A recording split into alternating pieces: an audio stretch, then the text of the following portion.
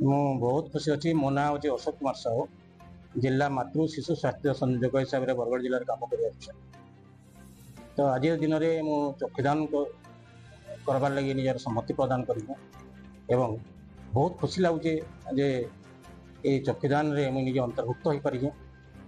ମୋର ବହୁତ ଦିନରୁ ଇଚ୍ଛା ଥିଲା ଯେ ଚକ୍ଷୁଦାନ କର୍ମୀ ବୋଲିକରି ଏବଂ ବରଗଡ଼ ଜିଲ୍ଲାରେ ଆମେ ଗୋଟେ ସୌଭାଗ୍ୟ ବିଷୟ ଯେ ଆମେ ବର୍ତ୍ତମାନ ଆମର ପାଖକେ ଆମର ବିଭିନ୍ନ କର୍ମଚାରୀ ମାନେ ଆସିକରି ପ୍ରବର୍ତ୍ତଉଛନ୍ ଏବଂ ଆଜି ଯେଉଁ ଦିନଟା ହେଉଛି ଯେ 39ତମ ଆମର ଚକ୍ଷୁଦାନ ଆମର ପକ୍ଷ ଆମ ପାଳନ କରାହେଉଛି।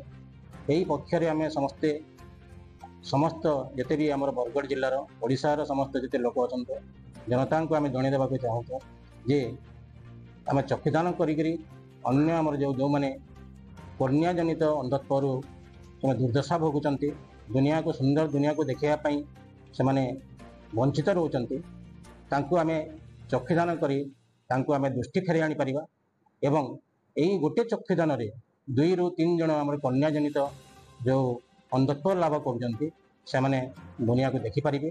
ଜାତି ଧର୍ମ ବର୍ଣ୍ଣ ନିର୍ବିଶେଷରେ ଯାହାର ଉଚ୍ଚ ରକ୍ତଚାପ ହେଇଥାଉ ନା କାହିଁକି, ମୋତିଆବିନ୍ଦୁ ଅସ୍ତ୍ରୋପଚାର ହେଇଥାଉ ନା କାହିଁକି, କିମ୍ବା ତାର ବିଭିନ୍ନ ପ୍ରକାର ଯଦି କୌଣସି ମଧୁମେହ ଭଳି ରୋଗ ହେଇଥାଉ ନା କାହିଁକି, ସେ ମଧ୍ୟ ଚକ୍ଷୁଦାନ କରିପାରିବ।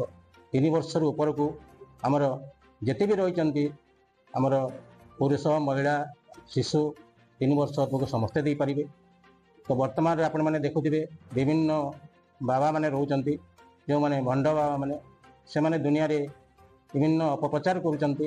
ଚକ୍ଷୁଦାନ କଲେ ପରବର୍ତ୍ତୀ ଜନ୍ମରେ ପରଜନ୍ମରେ ସେମାନେ ଅନ୍ଧତ୍ୱ ଲାଭ କରିବେ ବୋଲି ସେମାନେ ଯେଉଁ ଜଣାଉଛନ୍ତି ସେଟା ସମ୍ପୂର୍ଣ୍ଣ ମିଥ୍ୟା।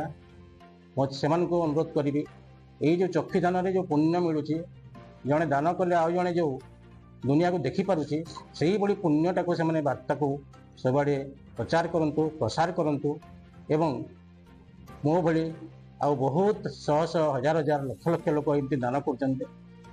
ତାଙ୍କର ଆତ୍ମା ପାଇଁ ଆମେ ସମସ୍ତେ ନିହାତି ଭାବରେ ତାଙ୍କୁ ଆମେ ଉତ୍ସାହିତ କରିବା କଥା ଏବଂ ଆଗାମୀ ଜନିତ ସମସ୍ତଙ୍କୁ ଜଣାଇ ଦେବା କଥା ଯେ ଚକ୍ଷୁଦାନ ଦ୍ୱାରା ଆମର ମୁଖ ବା ଚେହେରାର କିଛି ବିକୃତି ହୁଏ ନାହିଁ। କେବଳ ଯେଉଁ ସ୍ୱଚ୍ଛ ପଟଳ ପରଦା ଥାଏ ସେ ପର୍ଦ୍ଦାଟାକୁ କେବଳ ନେଇଥାନ୍ତି ଏବଂ ଯାହାଫଳରେ କି ଆଉ ଜଣେ ଦେଖିପାରେ। ତ ମୁଁ ଅନୁରୋଧ କରିବି ଏହି ପୁଣ୍ୟ ଅର୍ଜନ କରିବା ପାଇଁ ସମସ୍ତେ ସାମିଲ ହୁଅନ୍ତୁ ଏବଂ ଚକ୍ଷୁଦାନ କରି ସେହି ପୁଣ୍ୟ ଅର୍ଜନ କରନ୍ତୁ ଏବଂ ଲୋକଙ୍କୁ ଦୁନିଆ ଦେଖିବାରେ, ସୁନ୍ଦର ଦୁନିଆ ଦେଖିବାରେ ସାହାଯ୍ୟ କରନ୍ତୁ। ଧନ୍ୟବାଦ।